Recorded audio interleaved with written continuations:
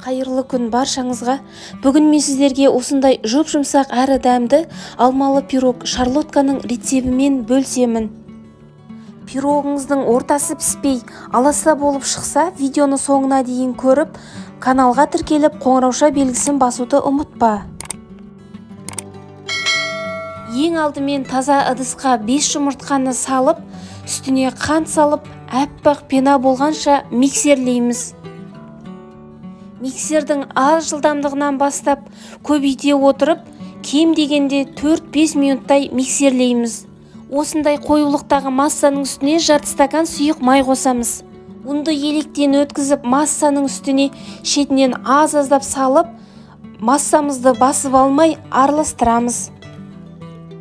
Массаны жоғарыдан төмен араластыра отырып, үстіне 1 шай қасық разрыхлитель қосамыз.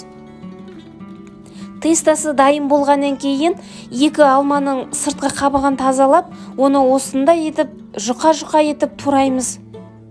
Алдын ала қызып тұрған пеште 180 градуста 40-45 минуттай пісіріп аламыз. Есі өте керемет, воздушный, жұп-жұмсақ осындай алмалы пирогымыз дайын. Достар, егер де тортыңыз бен пирогыңыз жақсы шықпаса, менің каналыма тіркеліп алыңыз.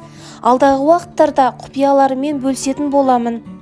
Каналға тіркеліп, қоңырауша белгісін басып, құрбыларыңмен бөлісуді ұмытпа.